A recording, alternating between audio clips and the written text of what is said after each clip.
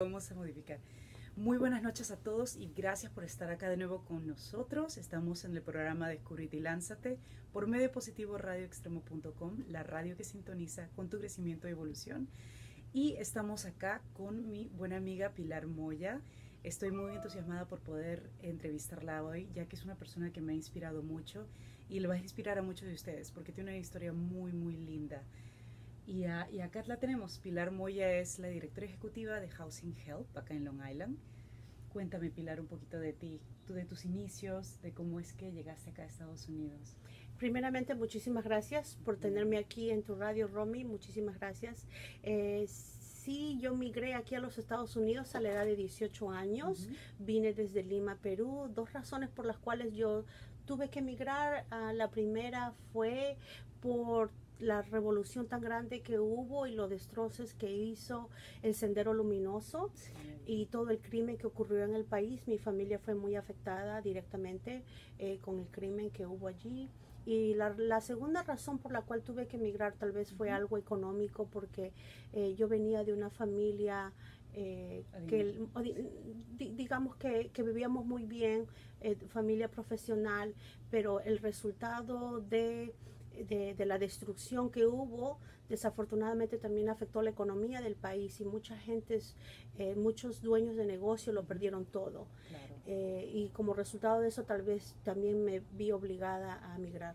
Imagínate, claro, son tiempos muy difíciles. Yo viví en Perú también en aquellos tiempos y eso fue el motivo por qué me mudé a Estados Unidos, la misma razón que tú viniste a este país. Exactamente. Y bueno, entonces, Pilar, te vas de Perú y llegas acá a Nueva York, llegas a trabajar a Central Park West, me estabas comentando. ¿Cómo fue esa experiencia de ir de Perú a Manhattan, a la Gran Manzana? Fue una experiencia bastante drástica, ya que en Perú yo era una universitaria de la Universidad del Pacífico, tenía una vida muy perfecta, se puede decir, casi, y cuando llegué a los Estados Unidos encontré una realidad totalmente diferente. Número uno, la única oportunidad de trabajo que había para mí como inmigrante en los 80s era trabajando como doméstica, trabajando, limpiando apartamentos, cuidando bebés. Y sí, uno de mis primeros trabajos fue en el Upper West Side, en el Central Park, en un edificio, trabajando para una modelo que tenía un apartamento en el piso 18. Imagínate. Y sí, trabajaba limpiando de lunes a viernes y iba a la universidad por las noches y los fines de semana cuidaba bebés. Wow, pero qué increíble el cambio, ¿no? Que sí. Estando en Perú tienes la vida perfecta, como tú dices, y tienes que venir, pero te adaptaste, digamos. ¿Cómo fue esa adaptación? ¿Te adaptaste? Sí, me adapté porque no tenía opción. Claro, claro. No, fue, personalmente yo creo que fue un trauma bastante grande, sí, que tuvo sus consecuencias, ¿no? Pero gracias a Dios que tuve el apoyo de mi tía, que ella, a pesar que ella no me pudo apoyar tal vez profesionalmente o en la parte educativa, sí me apoyó empoderándome, enseñándome lo que es la perseverancia, enseñándome de que las puertas nunca se iban a abrir para mí, al menos que yo abra las puertas. Y ella me dio mucho tiempo, mucho amor, mucho cariño, mucha confianza para seguir adelante. Imagínate. ¿Tú crees que una persona siempre necesita ese apoyo, esas historias que te inspiran? Porque yo sé que pasaste por momentos muy difíciles, ¿no? Sufriste si no te molesta, depresión en esos tiempos. Definitivamente ese shock, ese trauma que no solo lo viví yo, que lo vivimos muchos de los inmigrantes, eso deja sus secuelas. Yo sufro de depresión crónica y sufro de post-traumatic stress disorder. Claro. Y sí, esa fue los resultados tal vez del trauma. Y la persona que te conoce, por lo menos cuando yo te conocí, yo nunca hubiese imaginado que tú has pasado por esto, porque siempre te veo sonriendo, haciendo broma, muy positiva, alentando a las personas. Eso es lo que yo veo a Pilar, y ahora tú me cuentas que tienes que lidiar con esas secuelas del trauma que sufriste, no solamente dejando nuestro país, Perú, pero también adaptándote acá sola, porque es muy difícil. realmente es bastante difícil y especialmente cuando nosotros venimos de una cultura, una sociedad donde decimos que la salud emocional o mental no es importante o tal vez hay un tabú. Gracias a Dios yo de muy joven pude conseguir la consejería que necesitaba y pude aprender a poner las cosas en perspectiva. Qué bueno, porque realmente nosotros los seres humanos a veces nuestros pensamientos se convierten en nuestro peor enemigo. Necesitamos aprender cómo poner las cosas en perspectiva y ver las partes positivas y no enfocarnos en lo negativo. Claro, porque sí, disculpa. Mi tía me enseñó mucho de eso. Mi tía siempre me decía, tal vez tú quisieras ir a la universidad, tú quieres ir a la New York University, a Columbia University, pero ¿sabes qué, Pilar? Tal vez el único acceso a la universidad que tengas es a Community College, a la Guardia Community College. Y yo le decía a ella, pero no, ¿por qué no puedo tener lo que yo quiero? Claro. ¿no? Y eso como que me afectaba también. Y ella me decía, porque eso es lo que está a nuestro alcance en estos momentos. Claro, y eso causa estrés. Eso causa mucho estrés. Luego no tener el dinero para ir a la universidad, claro. Tener que trabajar y trabajar y trabajar. Y durante los años que iba a la universidad, muchas veces no tenía para pagar el tren, que en esa época le llamábamos token y costaba $1. Me tocaba caminar de ida y de vuelta a la universidad, no almorzaba. Imagínate, tú viniste de una familia que estaba establecida en Perú a este cambio. Y cuéntame una anécdota. Yo sé que tú en los fines de semana trabajabas como babysitter, ¿no? Como le decimos acá en Estados Unidos. Niñera. Como niñera. Justo, y también trabajabas en el mismo apartamento en el edificio donde vivía Madonna, ¿no? Lo que estabas comentando, ¿no? Sí. Qué anécdota tan interesante. Sí, da la casualidad que un día estaba en el edificio, estaba limpiando la entrada, la puerta, la entrada al apartamento, cuando vi a una mujer que subía y bajaba las escaleras corriendo. Pero eran tantas veces y luego me di cuenta que era Madonna. Y luego cuando le pregunté a la dueña del apartamento que era una modelo, yo le dije, ¿Madonna vive acá? Ella me dijo, sí. Sí. Con razón tiene esas piernas, ¿sí? Subir y bajar, esos ejercicios. Y lo hacía rápido. Entonces, tú trabajas ahí los fines de semana como niñera y tuviste una visualización, o sea, visualizaste algo que dices que cambió tu vida. Fue el principio de tus cambios, de tu éxito. Cuéntame un poquito de eso, porque a mí me dejó muy impactada esa historia. Cuéntamelo con detalle, quiero que todos sepan. Por esos años, especialmente los sábados por la noche, que yo venía a cuidar un bebé del piso 18, yo salía al balcón. En ese balcón me encantaba ver las luces de la ciudad de Nueva York. Esas luces a mí me inspiraban mucho, pero algo que llamaba mucho mi atención es que del balcón podíamos ver un restaurante muy lujoso que se llamaba Tavern on the Green. Y los sábados por la noche yo veía cómo venían esas personas de tez blanca, con ropas muy hermosas, se bajaban de sus limusinas y entraban. Y yo veía cómo entraban. Y como estaba trabajando, y estaba ahí todo el tiempo, también veía cuando salían y decía, qué buena vida. Qué lindo poder tener esto, ¿no? Darse un lujo. Y no sé, tal vez desde ese balcón yo siempre decía, tal vez algún día yo lo pueda conseguir. O sea, tú aspirabas a eso, tú lo visualizabas, tú decías, yo quiero ser esa, yo quisiera bajarme de ese carro, ir a comer a ese restaurante, ¿no? Tú anhelabas eso. Exactamente, y entonces, después de eso, tú me dices que empezaste a estudiar. Estudias de noche, trabajas como niñera, terminas tu carrera y empiezas a trabajar. Sí, ahí me gradué de la Guardia Community College y tuve la suerte que me dieron un internado en una financiera en la Broadway y la 51 Street. Muy prestigioso. Y a los 6 meses me contrataron y yo me quedé asombrada y me contrataron, ¿no? Y ¿Pero asombrada por qué? ¿Por qué asombrada? Me quedé asombrada porque número uno, mi universidad era un community college y solo escogieron a 4 estudiantes para venir a hacer el internado a esta financiera. Imagínate. Y de los 4 estudiantes eran 3 personas que eran americanas y yo que era un inmigrante y las 3 personas eran de tez blanca. Ya. Cuando tocó el momento de contratar, me ofrecieron el trabajo a mí. No esperaron ni los 6 meses, sino a los 6 meses. Y de esas 4 personas te escogieron a ti. Me escogieron a mí. Como puedes ver, basada en tus habilidades, ¿no? Y eso es lo bonito en Manhattan. Cuando yo trabajaba allá, he visto que las personas son como de mente abierta. Ellos ven más que todo el talento, no tanto la tez. Eso es lo que yo he vivido. Sí. Pero también vinimos en diferentes épocas también, así que entonces te dieron el trabajo, empezaste a trabajar ahí, tu sueño hecho realidad.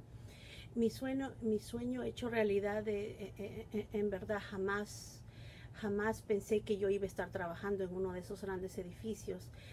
Mi tía, que vino a este país desde 1965, toda su vida trabajó limpiando oficinas en Manhattan, y ahora su sobrina estaba trabajando en una de esas oficinas, y eso a ella le dio mucho orgullo, ¿no? Sí, de verdad, sí. Claro, te apoyó mucho y tú aprendiste de ella, y ella fue la que te empujó para que tú fueras, porque tú, como tú comentaste, querías ir a esas universidades prestigiosas.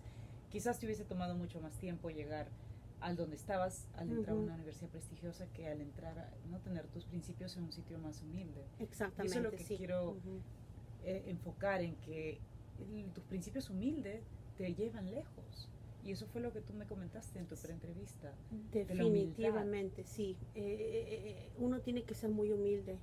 Y una de mis experiencias, tal vez la que cambió mi vida, fue cuando en esta financiera me invitaron a la fiesta de Navidad de la compañía. Fue la primera vez que me invitaban a una fiesta así en mi vida. No, yo de temor tal vez, porque como no tenía experiencia y no frecuentaba lugares de lujo, porque es muy caro ya, claro. Y tenía mucha vergüenza de no saber cómo la etiqueta social, se puede decir, a nivel de oficina. Claro. Cuando nos invitaron a la fiesta de Navidad, me doy con la sorpresa que me llaman de Human Resources para decirme: Pilar, tu carro te está esperando abajo para llevarte a la fiesta de Navidad de la oficina. Yo sabía que la teníamos, pero yo dije, ¿pero por qué? Si en Manhattan uno o camina o coge el tren. Claro. Eso me asombró mucho. Unos colegas y yo pues nos subimos. De verdad teníamos un Lincoln Town Car esperándonos. Muy lujoso. Muy lujoso, sí. Esa fue la primera vez que me subí a un Lincoln Town Car. Y de allí pues empezamos a andar en el carro, y de repente veo árboles y yo dije, árboles, Manhattan, no, hay algo errado acá. Y era que estábamos entrando al Central Park. Y para mi sorpresa, el carro para en un restaurante muy lujoso que yo nunca lo había visto de frente, solamente lo había visto de la altura. De la altura. Y ese es el restaurante que tú veías todos los sábados cuando eras niñera en esos apartamentos. Exactamente. ¿Cómo fue tu reacción al bajar del carro? O sea, ¿qué fue lo primero que pensaste? ¿Qué sentiste? Porque me imagino que era fue un shock. Sí. En esos momentos, cuando me bajaba del carro, sentí que toda mi vida pasó por mi cabeza en esa fracción de segundos. Conforme me bajaba del carro y vi la entrada del restaurante por primera vez enfrente, luego volteé mi cabeza y a la distancia vi ese balcón. Y yo dije, no puede ser. No puede ser. Y son milésimas de segundos, pero en ese instante también, no sé por qué, automáticamente vi el balcón y automáticamente miré mis manos. Fue como una reacción natural. Lo conectabas. Exactamente, sí. No sé, fue... Hasta el día de hoy no lo puedes explicar, pero fue la conexión que hiciste. La conexión del balcón y en mis manos.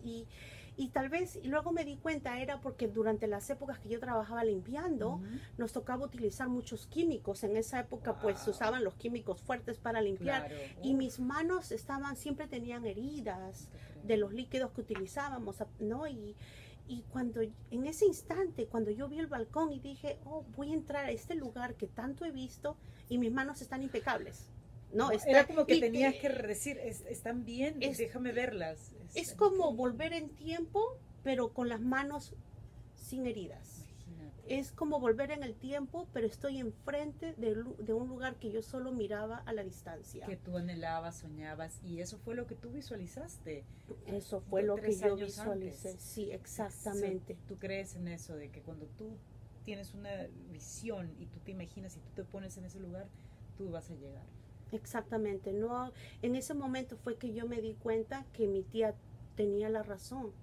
Todo lo que tú te propones en la vida con trabajo harto, con dedicación, con enfoque, uno lo puede conseguir. Y ahí cambió el camino de tu vida, o sea, el enfoque. Ahí cambió mi vida, porque ahí fue que yo decidí que tal vez para mí fue importante, porque yo dije tantas lágrimas que derramé, ahora que ya llegué tal vez profesionalmente al lugar donde yo tanto añoré, sí. Ahora me toca a mí trabajar y ayudar a mi comunidad para que nadie tenga que derramar las lágrimas que yo derramé. Claro, porque tu historia es impactante, todo lo que tuviste que pasar, y a veces es más fácil decir, regreso a Perú, las cosas ya están bien, ¿no? Porque tenías esa posibilidad, me imagino, pero no, quisiste seguir perseverando y entonces estás trabajando en esta compañía, te está yendo muy bien, yo sé que estuviste ahí por lo menos 15 años, ¿no? Y decides, de repente, ¿de dónde nace esta pasión por la vivienda? Porque tú ya trabajas para una corporativa, una financiera prestigiosa, ya tienes tu futuro, como digamos, hecho. Exactamente. ¿Por qué? ¿Por qué cambiar eso? ¿Qué fue lo que te hizo decidir tomar un diferente rumbo en tu vida? Después que yo seguía trabajando en Manhattan, yo me casé, tuve quedé embarazada con mi primer bebé. Para mí la educación siempre fue muy importante. Y yo sabía que en Long Island el sistema educativo aquí era muy bueno. Da la casualidad que yo ya conocía el sistema educativo de Half Hollow Hills en Dix Hills, porque años atrás también vine acá trabajando, limpiando y cuidando niños. Entonces yo dije, algún día cuando regrese yo voy a comprar mi casa acá, yo quiero que mis hijos vayan al sistema escolar de acá, de Half Hollow Hills. Y de ahí fue que nació, que yo decidí mudarme de Queens, mudarme acá a Long Island, y compré mi primera casa. Me di con la gran sorpresa que a los días de haberme mudado a mi casa y yo estando ya 6 meses embarazada, me dejan una carta en la entrada de mi puerta diciéndome que me tengo que ir porque yo no pertenezco en este vecindario. Para los que me conocen saben que yo soy una luchadora y totalmente lo ignoré. Luego me llega una segunda carta en la cual me amenazan de que van a quemar mi casa si no me mudo.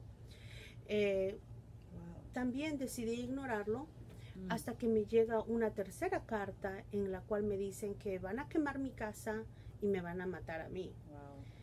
Ahora, realmente yo no le iba a complacer a nadie eso, pero en ese momento yo estaba embarazada por 6 meses y eso era una amenaza a la vida de mi bebé en ese momento. Entonces yo decidí, yo dije, no, yo me mudo. Y lo primero que hice es ir donde mi vecino de enfrente, que era un señor jubilado, y decirle, mira, esto es lo que ha pasado y me voy a ir, y lo único que te pido es que empiece a correr la voz a los vecinos que Pilar se va, para que me dejen tranquila. Claro. Yo no sabía que mi vecino Larry, él había sido el chief del departamento de bomberos de Dix Hills. ¿No sabías eso? Yo no sabía, como un señor jubilado y yo trabajaba todo el día, no sabía. Claro, trabajabas todavía en Manhattan. Exactamente, y él me rogó a mí y me dijo, Pilar, por favor, no te vayas, yo te voy a ayudar, yo soy el chief del Dix Hills Fire Department, yo te ruego que no lo hagas. Claro. Y yo no sé qué fue lo que pasó, pero me dio tanta confianza que decidí no irme. Qué bueno, me alegro que lo hayas pensado y que no hayas corrido, porque tú tenías el derecho de vivir ahí, ¿no? Y me alegro que hayas tenido, claro, no todas las personas tienen esas agallas, esa fuerza, da miedo que alguien te mande una carta y te diga eso. Yo creo que también si veo eso, una parte de mí quisiera correr, ¿no? Y la otra parte luchar, pero sí, y cómo la vida te puso a ti, a esas personas indicadas Porque si esa persona no hubiese estado ahí en tu vida, tú te hubieses mudado. Y ¿dónde estarías? Sí. No estarías acá. Exactamente. No estarías acá ayudando a la comunidad como lo haces. Exactamente. Fue una experiencia para mí muy importante porque jamás había sentido que alguien, el que me escribió las cartas, me odiaba tanto sin conocerme, claro. ¿No es cierto? Pero al mismo tiempo mi vecino tampoco me conocía y me dio una confianza y un amor. No sé, eran emociones muy drásticas. ¿Cómo es que alguien me puede querer tanto? Porque él llamó al departamento de la policía. La policía empezó a venir y a monitorear mi casa. Ya sé. Larry se puso de acuerdo con otro señor jubilado, otro vecino. Yo no sabía, me enteré años después que ellos por las noches, como no dormían, se estaban cogiendo turnos para desde sus casas, desde sus ventanas, monitorear mi casa. Entonces yo dije, ¿cómo alguien que no me conoce me puede odiar tanto? Pero hay personas que tampoco me conocen y me pueden querer tanto. Y ahí es que yo dije, no. Todos tenemos derecho a la vivienda asequible. Todos tenemos derecho a vivir donde deseamos vivir, donde queremos dejar y poner nuestras raíces, donde queremos criar a nuestras familias. Claro.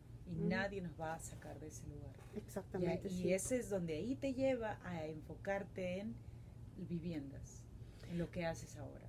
Exactamente, sí, así claro, es. Sí. Eso. Y dime, entonces, ¿cómo es que llegas acá al Housing Help como directora ejecutiva? Porque eso es lo que tú haces ahora. Tú me dices que el motivo es por tus hijos también. Oh, definitivamente sí. Cuando yo decidí ya dejar mi trabajo en la ciudad, gracias a Dios ya alcancé tal vez cierta estabilidad económica y yo dije, ahora voy a trabajar en lo que es la misión. ¿Cuál es mi misión en la vida? Y mi misión en la vida era que ayudar a las personas a que lleguen y obtengan una estabilidad financiera y obtener una vivienda. La vivienda era importante porque yo siento que una de las 3 necesidades del ser humano es comida, ropa y un techo que nos protege. Lo más básico. Lo más básico, exactamente. Eso. Y entonces yo dije, empecé a trabajar como voluntaria en una agencia sin fines de lucro que se llama Family Service League, haciendo todo lo que es consejería de deudas. Y conforme empezó la última recesión, empezó la crisis, ¿no? Las crisis de los foreclosures, del real estate, que el mercado de bienes y raíces se vino abajo y nació esa necesidad de muchos dueños de casa que estaban perdiendo sus casas. Entonces empezó toda la crisis de real estate y ahí fue que empecé a trabajar para Housing Help, ayudando a los dueños a prevenir la ejecución hipotecaria de sus casas. Pasaron los años y la directora ejecutiva de Housing Help, ella también notó el potencial que yo tenía y cuando ella se jubiló, ella me dijo, Pilar, tú eres la persona perfecta para la posición. Y yo le dije, ¿tú estás segura? Y me dice, sí, y ella es la que siempre me apoyó para que lo consiguiera. No, y lo eres, porque desde que te conozco, tú, la verdad que he aprendido mucho de ti y yo no sabía que existían estos servicios. Yo trabajo con la comunidad, pero nunca pensé que las finanzas y el dinero estaban mezclados en como estas organizaciones sin fines de lucro, donde las personas con problemas, ¿no? Por deudas que van a perder su casa, no tienen dónde vivir, pueden venir a ti y pedirte ayuda y salir de eso. Eso fue lo que más me impactó de tu trabajo, ¿verdad? Quedé impresionada, porque no había escuchado de aquello, ¿no? Yo por mucho tiempo trabajé en corporativa y una vez que entré a este mundo pude aprender todas las facilidades que hay, que sí hay ayuda para las personas. Y tú me dices que para ti es muy importante las necesidades versus los deseos. Y esto tú les has enseñado a tus hijos, ¿verdad? Oh, sí. Esto es algo pero muy importante.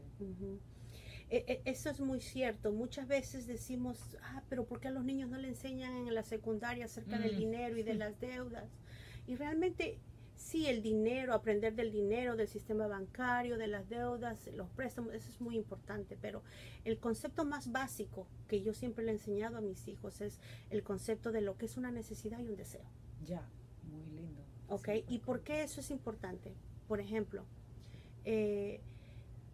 Porque cada vez que nosotros vamos a gastar nuestro dinero que tanto nos cuesta conseguirlo, yo siempre le digo a mis clientes, a lo mismo se lo digo a mis hijos, ¿vas a gastarlo? Sí, ok.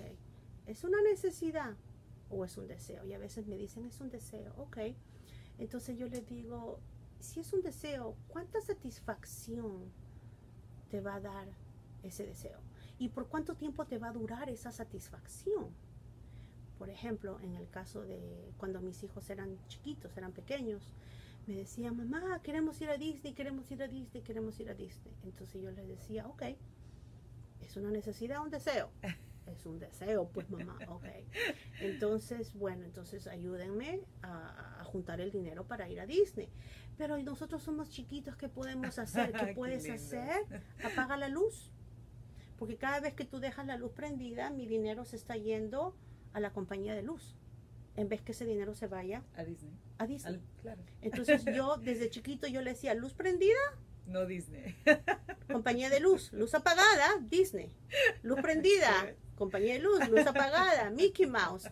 Algo tan simple que un niño de 2, 3 años lo entiende. Claro. ¿Entiende? Y están aprendiendo a ahorrar. No solamente están aprendiendo a ahorrar, están aprendiendo a no malgastar y están aprendiendo a esperar para poder conseguir sus metas. Y eso es algo que es un concepto que es muy, muy importante. Lo mismo lo hago con mis clientes. Muchos de ellos a veces vienen y me dicen, Pilar, no puede ser, yo soy un policía, mi esposa es una trabajadora social, ganamos tanto dinero y no podemos comprar una casa. ¿No es cierto? ¿Qué es lo que está pasando? Hay algo. Algo está pasando. Claro que sí. Y entonces nos sentamos y empezamos a trabajar en sus presupuestos y es que están saliendo a comer, una familia de 4, cuando sale a comer se gasta en promedio $100 y no más. Yo diría más, bueno, depende de dónde vayas. Depende de dónde vayas, exactamente. Olvis quizás 100, otro gourmet 300, 400. Exactamente, y salir a comer es un deseo, ¿no es cierto? Entonces, sí, esta bien. familia, cuando hicimos los cálculos, al final del mes, entre lo que se gastaban comprando café por las mañanas, comprando almuerzo, saliendo a comer con los niños, estaban gastando $1,600 mensuales en comer afuera, en total. Y ahí fue que yo dije, tienes que ponerte a pensar cuáles son tus metas. Cada vez que gastes el dinero en comer, ¿eso es una necesidad o es un deseo? Es un deseo. Eso es un proceso, o sea, hay que preguntarse necesidad, deseo. Si es un deseo, ¿cuánto tiempo te va a durar la satisfacción? O sea, mides el tiempo, si es una satisfacción de un día, ¿qué dirías, no? Exactamente. ¿Dónde es que decides, es un deseo que me va a durar, qué? ¿3 semanas? Quizás ahí tú dirías. ¿Cómo mides eso? ¿Cómo mides el deseo? Que te dure, la duración del deseo. Eso es algo muy subjetivo y cada persona lo determina. Claro. Pero, por ejemplo, cuando alguien viene y te dice, quiero comprar una casa, yo le pregunto, ¿cuánto te va a durar la satisfacción de tener una casa? Toda una vida, ¿no es cierto? Porque van a comprar una casa donde piensan vivir por el resto de sus días, tal vez. Donde te sientas protegida, cómoda, te relajas después de un día del trabajo. Exactamente. Claro. Entonces, esa satisfacción va a durar toda la vida. Cuando alguien viene y me dice, no tengo dinero para la casa, yo le digo, gasto el dinero en la ropa, que la voy a usar tal vez 2, 3 veces, gasto el dinero en los pantalones, en las botas, gasto el dinero en salir a cenar, o lo guardo para poder hacer realidad mis metas de largo plazo, como puede ser una casa, o ahorrar para universidad. ¿Cuánta satisfacción te va a durar poder ofrecerle una educación universitaria a tus hijos? Toda la vida. Toda la vida. Toda la vida. ¿No es cierto? Entonces, claro, tiene su recompensa. Hay que pensar eso. ¿Cuánto tiempo me va a durar la satisfacción? Qué interesante, porque es algo, como parece tan básico, pero es algo que no aprendemos de jóvenes. Si tú le enseñas a un niño de 2, de 3 años, eso ya lo formaste al niño. Exactamente. ¿no? Y es más difícil cambiar esos hábitos. Todos tenemos que cambiar ciertos hábitos. Ahora, con la comunidad latina, ¿cómo es que tú también ayudas a la comunidad latina con estas ideas? ¿Tú sientes que también la comunidad está aprendiendo a economizar mejor? Porque tú sabes que a veces las personas ganan poco. ¿Cómo ayudas a esas personas que ganan menos dinero, que dicen, no, pues si tuviera un trabajo de policía, me iría mejor? ¿Tú qué les dirías a ellos? a aquellas personas que no tienen un presupuesto tan alto, pero quieren vivir cómodamente también. Eso es muy cierto. Cuando yo trabajo con la comunidad inmigrante, con la comunidad latina inmigrante, siempre me gusta usar como ejemplo, tal vez involucrando tal vez un poquito la religión, ¿no? Lo que enseñó Jesús, ¿no? Que no es cuestión de dar pescado, sino enseñar a alguien a pescar. Ahora, yo lo llevo eso a otro nivel. Para mí, tenemos que no dar pescado, tenemos que enseñarle a alguien a pescar, pero al mismo tiempo tenemos que enseñarle a cómo manejar ese pescado, cómo maximizar la utilidad de ese pescado para que ese pescado nos dure la mayor cantidad de tiempo. Con la comunidad latina no tienen esos ingresos grandes, pero cómo podemos manejar ese dinero para maximizar su utilidad. Eso es lo que yo me enfoco con la comunidad latina. Y vuelvo nuevamente con lo mismo. Cada vez que gastes el dinero es una necesidad o es un deseo. Y enseñarle a los hijos. Nuestra comunidad, tal vez es bueno hacerles recordar a los padres que nosotros no enseñamos a nuestros hijos hablando. Enseñamos con acciones. Si nosotros vamos a malgastar, nuestros hijos van a malgastar. Así tú le digas, no lo hagas. Así tú les digas, no lo hagas 10,000 veces. Es el ejemplo. Ellos aprenden con el ejemplo. El ejemplo es todo, claro que sí. ¿No? La verdad que uno aprende mucho, Pilar, aprende bastante, tantas enseñanzas y como tú sabes, ¿no? Cómo tú le hablas a ciertas personas, que es como la religión, porque la religión, la comunidad latina está muy apegada a la religión, ¿no? Y por medio de eso tú llegas a ellos. Porque son temas difíciles decirle a las personas, es un deseo, es algo que necesitas. No es fácil hablar de dinero con muchas personas. Exactamente. No es fácil, como que a veces como que parece ofensivo. A veces, ¿no? ¿Quién eres tú para decirme cómo manejar mi dinero? Pero eso es muy cierto. Una de mis estudiantes, da la casualidad que una de mis estudiantes en Hampton Bays, que vino mucho de mis clases, una vez me dijo, Pilar, mi esposo me ha dicho que ya no venga a tus clases porque me he vuelto muy tacaña. Entonces yo no sé si tomarlo eso como un complemento o como una crítica. Entonces yo le dije a ella, pero ¿qué es lo que está pasando? Y es que no, es que ahora yo ya no salgo a comer, Pilar, ahora yo estoy ahorrando porque yo voy a comprar mi casa. El problema es que ahora yo necesito que mi esposo también entienda ese concepto y de que juntos hagamos hagamos un sacrificio. Entonces yo le dije a ella, pues lo difícil es hacer el sacrificio estando feliz de hacer ese sacrificio. Y no sé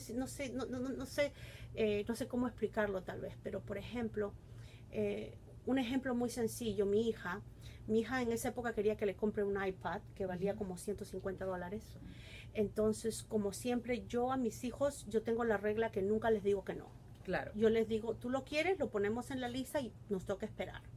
Entonces, yo le dije a mi hija, ok, vamos a empezar a ahorrar. Yo te voy a dar de dólar en dólar, de $2 en $2 para que tú ahorres, para que compres el iPad. Un día estábamos entrando a la tienda de 7-Eleven y ella me pidió un lollipop. Yeah. Entonces ella me dice, mami, ¿me puedes comprar el lollipop? Y yo le digo, ¿es una necesidad o un deseo? Ay, no es un deseo, pero vale $1. Así, con esa cara, vale $1. Y yo le digo, bueno, hija, tú sabes que yo tengo la regla que yo nunca te digo que no. Si tú quieres ese deseo, yo de 1,000 amores te lo compro. Pero eso sí, entonces ya tenemos que quitar $1. El deseo más grande. Y créeme, mi bolsillo prefiere comprarte el helado que comprarte el iPad. Y me dice, ¿sabes qué, mamá? Olvídate. Pero ella estaba feliz de ella fue la que tomó la decisión de no comprarlo. Y no solamente ella tomó la decisión, sino que ella luego estaba feliz porque ella sabía que yo le voy a cumplir. Claro. Y que cuando juntemos el dinero, yo en verdad le voy a comprar el iPad. Qué proceso tan innovador, porque tú estás innovando con tu propia familia, ¿no? O sea, lo haces en el trabajo y lo haces con ellos. Y bueno, y ahora tú ves los resultados de tus hijos que te ayudan. Ahora me dices que ellos te ayudan a ahorrar, que te dicen no, con lo que pasó con Applebee's, ¿no? Que un día recibiste unos bonos y dijiste vamos a comer y ellos no mamá, te dijeron que no, ¿verdad? Cómo es la vida y cómo los años pasan, ¿no? Tantos años uno vivir siempre siguiendo cierta norma, sin malgastar el dinero, y a veces los años pasan y uno dice, bueno, ¿cuándo me voy a dar el gusto? Y dio la casualidad que un día me recibí unos bonos que no estaban esperados, llego a casa como a las 8 de la noche y le digo a mis hijos, alístense, nos vamos a Applebee's a comer. Entonces me dice, ma, son las 8. Y yo le digo, ¿y cuál es el problema? Y me dice, ma, si vamos a las 10 de la noche, los aperitivos son mitad de precio. Y yo le digo, no, porque he recibido estos bonos y quiero llevarlos a comer. Y mis hijos se rehusaron a ir. Me dijeron, pero si esperamos 2 horas, vamos a comer lo mismo y pagar la mitad. Y ahí fue que yo dije, tienen razón. Y esto nos lleva al tema, que tu primera escuela es tu hogar. Es ahí donde tú aprendes los buenos hábitos, lo que te cambia, lo que te ayuda a ti a surgir, lo que a tus hijos los está ayudando a mantenerse enfocados, a saber cómo ahorrar su dinero. Tu escuela es el primer hogar y no así. Muchas gracias, Pilar, y quiero que nos digas antes de irnos, ya que yo por mí me quedaría conversando contigo todo el día porque he aprendido mucho y siempre aprendo algo muy bueno y yo sé que tú tienes muchos recursos que puedes compartir con nosotros, pero quiero que nos digas ¿cuál sería el consejo más importante que le darías a las personas que nos están viendo, que quieren maximizar su dinero, quieren salir de deudas o simplemente tienen un deseo pero lo ven tan lejos? ¿Qué les dirías tú? Que número uno, lo que les diría es que siempre hay ayuda, hay muchos recursos en la comunidad que están disponibles para nosotros y a veces lo único que tenemos que tratar es tal vez buscar en el internet o preguntar qué recursos, qué programas, como el programa que nosotros tenemos aquí en Housing Help, que ayudamos a las personas con estas consejerías financieras. Yo les diría que sigan, que se pregunten cada vez que gasten, ¿es una necesidad o es un deseo? ¿Cómo maximizo mi dinero? Les diría que por favor tengan sus metas en la vida, una meta de corto plazo, una meta de largo plazo. Les diría que a veces no confundamos de que más es mejor. A veces tener menos nos da más felicidad. Es algo muy importante también. Claro. Aprender a vivir tal vez con menos, pero felices, ¿no? Claro.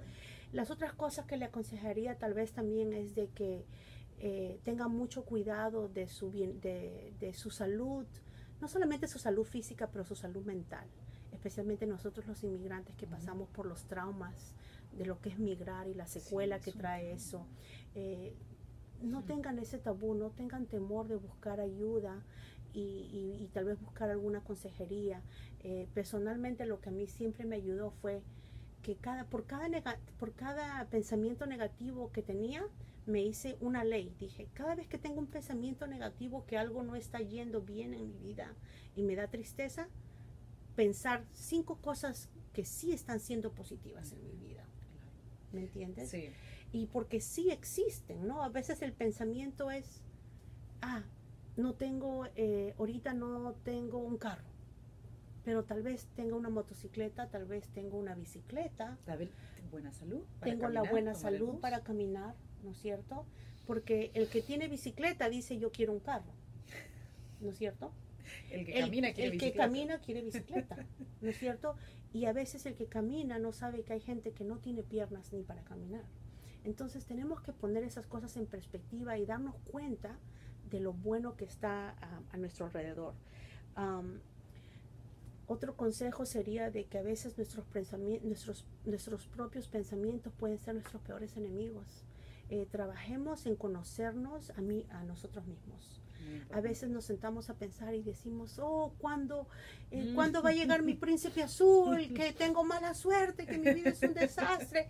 Si estás pensando eso es porque te toca trabajar en ti misma. Sí. Porque el día que uno se conoce a sí mismo es el día que uno realmente no necesita de otro. Sí desea tener la compañía, claro que sí, pero uno tiene que aprender a conocerse a sí mismo. Yo creo que conocerse a sí mismo también es muy importante para uno poder lograr los objetivos de la vida. Claro, sí, porque Muchas gracias por tus consejos. Nos queda corto el tiempo, siempre pasa eso cuando tenemos estas entrevistas espectaculares que te cambian, ¿no? Te cambia. Yo sé que tú con esta información vas a poder cambiar el rumbo de muchas personas para que se sientan mejor, para que tomen mejores decisiones, para que piensen antes de comprarse ese chocolate versus ese viaje que quieren tomarse. ¿Y dónde te podemos encontrar, Pilar? Estás en Facebook y también me puedes decir tu número de teléfono, el nombre de la organización y información para que te puedan encontrar en las redes. Yo trabajo para una agencia que se llama Housing Help. Estamos en la zona de Huntington, en la zona de Greenlawn y también estamos en Huntington Station. El teléfono de nosotros aquí es el 631-754-0373 para todas sus necesidades financieras o de vivienda. Nos pueden llamar, nuestros servicios son gratis. Tenemos una página de Facebook, Housing Help Inc., donde pueden encontrar muchos programas programas de cuota inicial para los que quieren comprar su casa por primera vez, programas para ayudar a las personas que tienen muchas deudas de préstamos estudiantiles. Tenemos programas para ayudar a los inquilinos que están buscando una renta. Tenemos mucha información y toda la compartimos en nuestra página de Facebook. Muchas gracias, Pilar. Un gusto de haber compartido esta linda tarde contigo, de toda la información que nos has dado, y van a poder escuchar un poquito más en el diferido de mañana. Muchas gracias. Gracias a ti. Adiós.